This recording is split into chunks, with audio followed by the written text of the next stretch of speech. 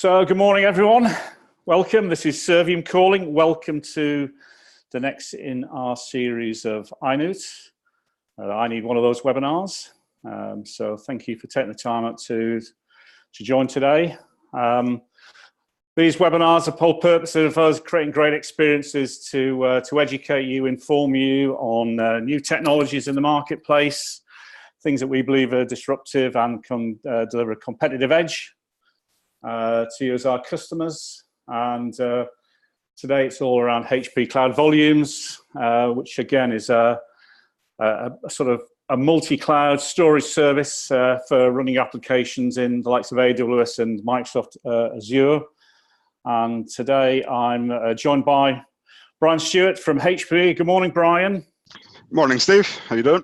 I'm very well. So hopefully everyone's got the crunchies for registering early. Put your feet up, relax. It's a Friday, 10 o'clock. The weekend's nearly upon us. As usual, we're using Zoom to deliver the webinar today. There will be an opportunity to ask questions at the end, and we'll be taking a poll as well. But today, August the 2nd, what's it important for? Well, 1990, who remembers Iraq invaded Kuwait with more than 100,000 troops and 700 tanks at the start of the Gulf War. In 1998, the Second Congo War began. 2014, there was a big explosion in Shanghai in China, 146 people killed and 114 injured. And more recently, 2018, Apple became the first US company to be valued at over $1 trillion.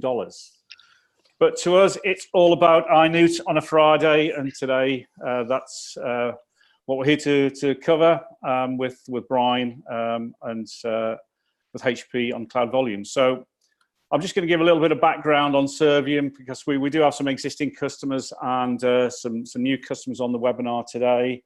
So really, we're all about creating great experiences, putting you at the center of everything we do in our business. So understanding what your challenges are. And then we do that by creating a lot of value. We have some great account management. We're really very nimble, very agile. We're there to sort of tackle your business as usual, but also help you on your more strategic challenges. And again, today, these sort of events are all about delivering that value to you. And our approach is very much, no matter how small or large your challenge, to work with you throughout the life cycle, delivered via our Pathfinder, clearly understanding what your strategy is, how to help with your design, then implement, then support. But the key thing for us is the review process. How do we help you do the work, but then review it at the end to make sure we've delivered on time, within expectations, within budgets, and more importantly, exceeded expectations. So that's our approach. We believe it's quite unique in the marketplace. How do we do it? By giving you access to a breadth and depth of resource within our services ecosystem, whether it comes from partners or vendors like today, Brian from HPE. It's giving you access to those resources that you can utilize to your benefit. So that's a little bit about Servium, background. And today it's all about the data and where does that fit within your sort of cloud strategy? Where are you on your journey? And how can we help you, the likes of HPE's Cloud Volumes? So, Brian, I'll hand over to you. The floor's yours, sir. Thank you, Steve. Let you now go into the detail that people really joined for today. Okay, great. That was some interesting facts on what happened in this day over the years. Yeah, some memories. But yeah, following on, my name is Brian Stewart, people. I work as part of the HPE UK and Ireland territory storage team. So my bit of that jigsaw, some of you on the call will know me. I cover Scotland and the Channel Islands, but we have a team of people who cover various parts of the UK and Ireland. So I'm going to be talking to you today on HPE Cloud Volumes specifically, and to give you the 50,000 foot view of what that is. It's enterprise grade block storage for your public cloud compute instances. So just to set the scene a bit, people are trying to move their applications to the cloud to a greater or lesser extent. It really depends on the application and how hard people are finding to move that to the cloud if they're adopting public cloud wholesale. So just to look at what cloud native applications look like, these are all things that we're very familiar with and most of you will be using in some form just now. So stuff like Office 365, Dropbox, Instagram, etc. Now these are all designed using cloud native APIs, so they can leverage public cloud from AWS, Azure, etc. Natively, and they use something called object storage. Now, to give you the whirlwind of what object storage is, it's just a way for developers through APIs to store files wholesale to a target very easily using API calls like get and put commands. Okay, so great from a developer point of view to create applications, but the downside of that ease and flexibility is performance related. Object storage doesn't give you the low latency and very high performance that you can get with block storage.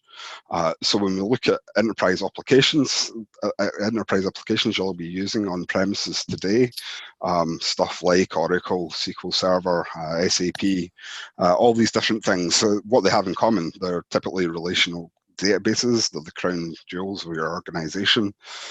They will run various important systems from order processing to HR related stuff to payroll, etc. So they're very important applications, and the data in them is very important. Now those applications have been designed from the get-go with block storage in mind because it serves their needs greatly. It serves their needs very well in that it's very low latency and gives them high performance.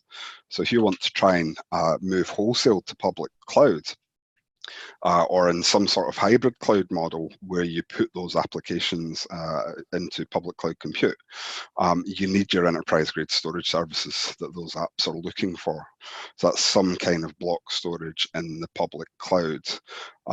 Other people have looked at, how do I go cloud native with these applications? The short answer is you can't really. You've got to reskin, retool the applications, refactor, whatever term you want to use cloud native database services and such like. So for a lot of people, that puts them off taking these particular applications to public cloud, and refactoring them can take anywhere from several months to 2-3 years onwards, depending on the size and importance of that database and the performance required, etc. So yeah, some considerations there. So what we've come up with Cloud Volumes is a way of doing that in a much easier manner. So just to kind of look at some of the challenges with using the public cloud provider block storage offerings. First of all, so the first key thing to remember, if you look in your T's and C's for a public cloud provider like Azure or AWS, it will state something like we will have 1 in 500 failures. Now, when you're an enterprise storage person with that kind of background, or you're in a storage team and you've heard the vendors talk about such things, we'll say, oh, we give you 6 nines availability, durability, etc.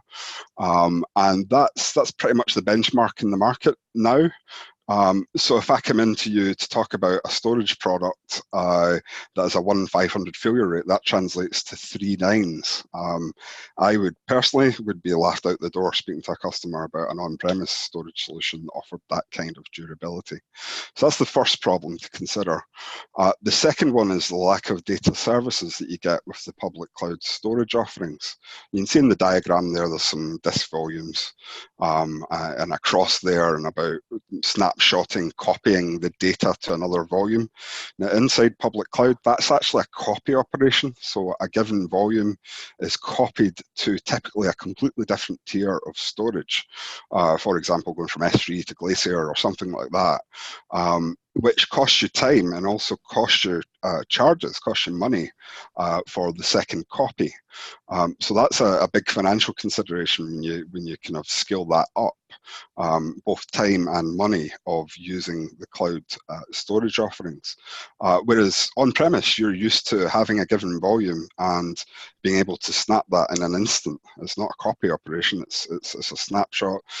If it's a decent storage product that uses redirect on write snapshots, that is an instant process. And with HPE Cloud Volumes offering, because we use that kind of storage in Cloud Volumes, we're able to do the same thing and not charge you for those copies. We only charge you for the changes if you then were to use that copy in some way. So I'll come on to that a bit more. So let's just kind of carry on with this. So second challenge with native cloud storage is data mobility is hard. So if you are all in an AWS today and you fall out with them for whatever reason, or the charges look more appealing with Azure and you want to try and move your applications over there, that part is hard. It's hard in terms of getting from one to the other, and it's very costly in terms of data egress charges, because I think the one kind of poorly kept secret of the public cloud is, yeah, it's easy to get stuff in. It's not so easy to get it out. It's cheap to get it in. It's not so cheap to get it out either. So that's another key consideration. Data mobility is hard. You go all in with AWS, it's very hard and expensive to move over to another provider like Azure. Okay. There's also a black box penalty. Now, what do I mean by that? So I want to stand up a particular application in a public cloud compute instance, and I go to create some storage for that application to present to the compute instance. I, at that stage, have to pick what that storage looks like in terms of not just size, but performance, so IOPS and that kind of stuff. Now, if you're doing that for tens, hundreds of data volumes that you're creating, that's kind of like a one-size-fits-all, when the application might not need anything like the performance you're giving it because you're not really sure about how much performance it needs. And that's great. You create hundreds of volumes, say, and the months go by, you've not really thought about that performance setting that you gave that volume, but you're being billed for it on a monthly basis. And you have no way of understanding if those applications that are using that storage actually need that performance. So the difference with Cloud Volumes is the inverse of that. We give you that intelligence to understand, okay, I created a volume, I gave it 300 IOPS, that application's only using 50 IOPS. On the fly, you can reassign the amount of performance that you gave that volume and right size the cost of it on an ongoing monthly billing basis. Okay, so we avoid that black box penalty as well. So yeah, this is the kind of graphical view of what Cloud Volumes is. So it's enterprise-grade multi-cloud storage services for running your applications over hybrid clouds. To go back to the point, we're pretty much targeting your key enterprise applications, typically database applications that need the low latency and high performance, and they sit in HPE Cloud Volumes, that cloud you can see at the bottom there, which is really just a public cloud data center we're using. We've typically partnered with Equinix around the world using their data centers, and we have ExpressRoute and Direct Connect links established into Azure and AWS, which gives us the real low latency and high bandwidth, so you can get the performance of presenting storage from there into those public cloud infrastructures. Now, if you're lucky enough to also be using HPE Nimble Storage on premises, you can go a step further in this story, in that if you have applications running on Nimble Storage on premises today, it's very easy for you to replicate those applications into HPE Cloud Volumes. And then stand those up into the public cloud provider compute instances. So it's an easy on-ramp into the public cloud if you want to make use of it for some applications, or have that true hybrid cloud mix of some apps running on-prem and some running on public cloud compute. Okay.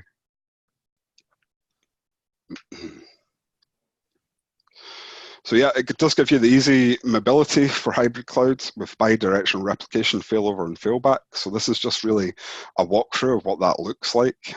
So you've got your HPE Cloud Volumes, you've got your on-premises Nimble array if you have one.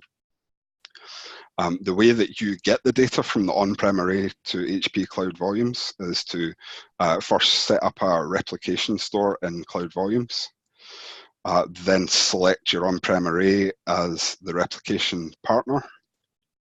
Then from your on-prem array, select which volumes you want to replicate, and you can see they've been selected in green here, and the padlock just shows that they're encrypted, so keep things nice and secure.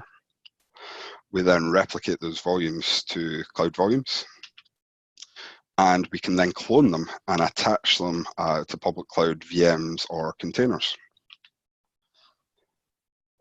Once they've been in use as a clone, then there's likely to be new data. This might have been for test dev, that kind of thing, or you might have just wanted to burst into the public cloud for extra compute for a period and then bring the application back on premises for the quieter times of year, that kind of thing. So what you can then do is replicate just the changes in the volumes back to the on-premise Nimble array, meaning that you've filled back with delta changes rather than having to copy all the data back down. And again, that's very low in terms of egress cost, because this isn't egress from AWS or Azure. This is from HPE Cloud Volumes data center back to the on-prem array. But just to summarize what we've gone over there, so enterprise grade, you have easy mobility, and you avoid the black box. So anyone that has seen anything about Nimble storage knows that it's built on predictive analytics, and that's cloud-based software as a service that let us understand how that storage is doing in the wild and what particular enterprise applications look like. So SQL, Oracle, etc. What do they look like in terms of how much performance they need, how much space they typically take up, how good the data reduction is on them, all that kind of stuff. So that really helps us drive an insight to what's going on and help you plan for the future based on those insights. So the same is true of HPE Cloud Volumes. We have those same InfoSight predictive analytics, and we can help you to plan for the future better, whether it's on-premise or in HPE Cloud Volumes. So another use case to talk about is if you again have Nimble storage on premises and you don't have a second data center, but you want some sort of backup location, some sort of cold data store, you can use HPE Cloud Volumes for that. So again, just set up the replication relationship between Nimble on premises and Cloud Volumes, and set that according to a schedule, and you can actually vary the retention at either end. So you could keep certain snaps on premises for 30 days and keep them for 6 months in Cloud Volumes, for example, to give you a cold backup copy that if something happened to your on-premises array or some sort of disaster happened, the kind of classic flood, storm, 747 hitting the building, all these kind of scenarios that you've been painted a million times, whatever happens to the on-prem array, at least you have your data somewhere else. And at that point, you can choose to stand the data up in public cloud compute instances by very quickly setting up some sort of account with one of them. Or you can fix the problem with the on-prem array or stand up another Nimble array in another location, replicate the data back down to that array, and then you can stand up all your production applications again. Okay, so two kind of key scenarios there, and you don't need any extra software or hardware to be able to do that. If you've got on-prem Nimble, you have HPE Cloud Volumes, you're paying for some space in there, then you can do that very easy, and it's very easy to attach that data into public cloud. Another use case is for test dev, and as I talked about at the start there, just around object storage and how it's lends itself very well to developers. They love using object storage as a target. You can integrate with both Docker and Kubernetes with Cloud Volumes and Nimble storage to do this containerized approach to applications with continuous integration and delivery of those applications. that's one way to avoid refactoring applications, just to pick up on the point there. If you've gone to this containerized approach, it can make it easier to move an application from on-prem to cloud and back again. So just to cover off where we are in terms of locations, so Cloud Volumes was initially stood up in the US in the East and West regions to match the public cloud offerings. And in the UK, we've done something similar. As I said, we're partnered with Equinix, so we're right next door to AWS and Azure. We have those fast, low latency links. Our first zone was the London instance of Cloud Volumes, which is in Docklands, and our second one, which was stood up straight after that, was in Dublin in Ireland. Just to cover how simple it is to use Cloud Volumes, you buy it on a bronze, silver, or gold basis based on how much you need to use on a monthly basis. You get a login for the Cloud Volumes portal. Step 1, log in. Step 2, create a volume, give it a name, choose how much performance and space that you need. Choose some stuff there about snapshotting and so on if you want to do it. Then choose what you attach that volume to in terms of public cloud compute instances, and that's the final screenshot on the right hand side you see there. So really simple. Then the storage is attached to that public cloud compute VM, and you can see that as a drive that it can use like it's a local drive within the machine. So that kind of covers it. Just to say, we are actively offering trials and proof of concept around Cloud Volumes. So if you just want to try it out and you don't have any on-prem Nimble storage just now, that's fine. We can give you a proof of concept license for 30 days. We can extend if need be, but typically a 30-day license to try it out for yourself. Just go into the portal I just showed you there, set up some volumes and start presenting them to your public cloud compute. If you do have Nimble storage on-premise, we can give you a 90-day 5 TB replication store trial license as well, if you want to trial replicating data from on-prem into Cloud Volumes and then doing something with it, like we've talked about this morning. Okay, and that was it. That's all I had. That's great. Thanks, Brian.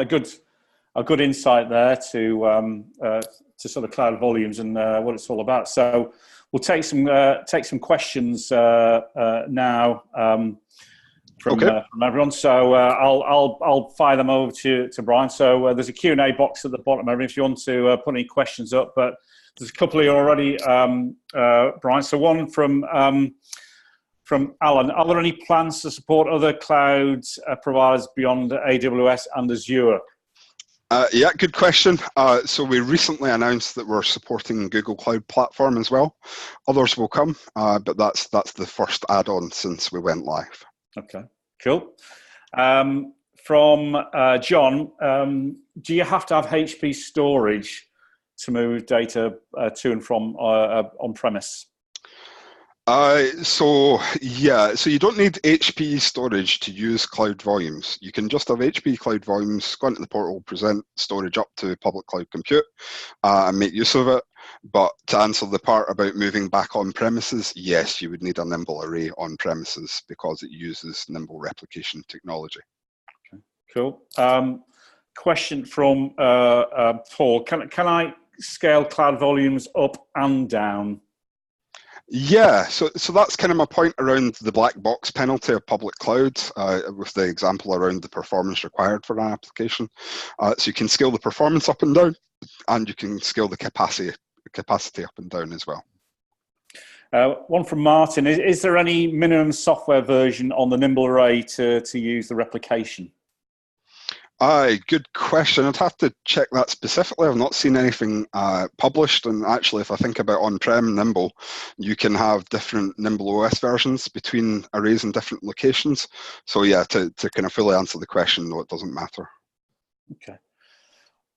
So question from Ian in relation to sort of typical cost savings on egress charge. Do you have any examples on what you could sort of savings could be made on that, Brian? A tough question to answer. Obviously depends a lot on the volumes involved and the typical egress that you might see in the public cloud wholesale. But the key win in that area is if you want to go from one cloud provider to the other, AWS to Azure, as per my example, that's a massive egress cost from the public cloud storage from those providers to do that.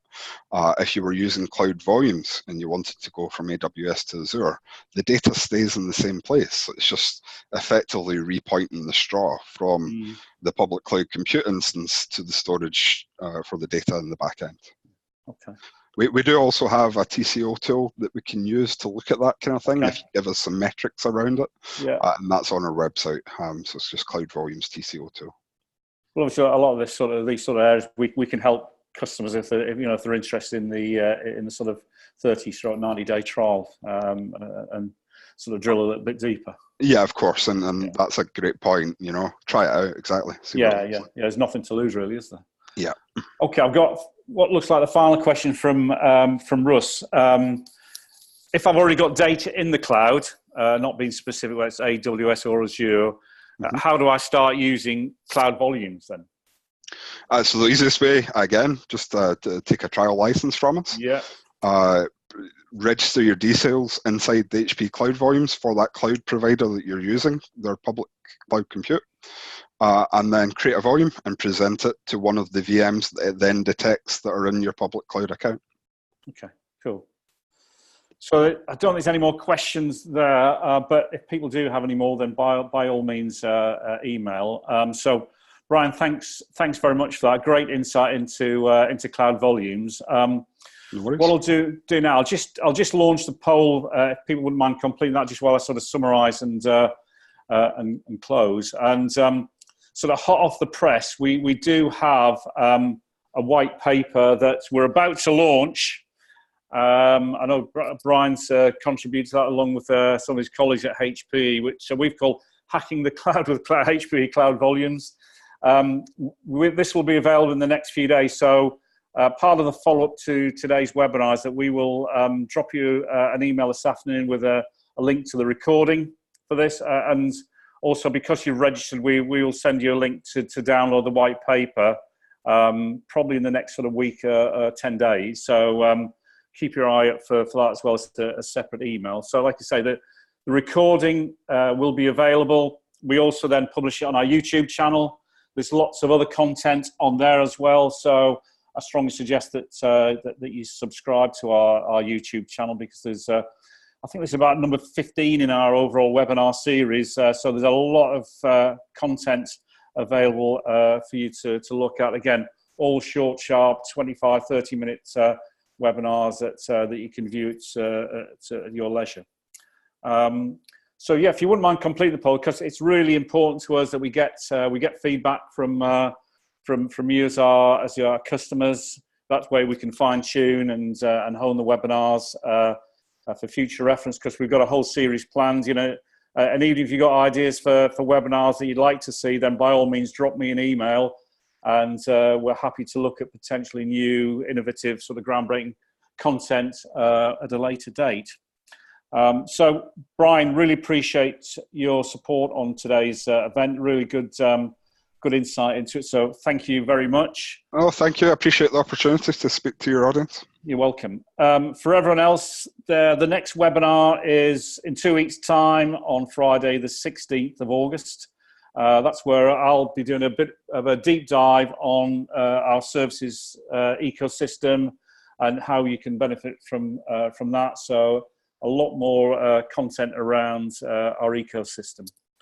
So just like to say, everyone, thank you very much for taking the time out. I hope you found it enjoyable. You've enjoyed your crunchies. Relax and enjoy the rest of your Friday. Thank you very much, everyone.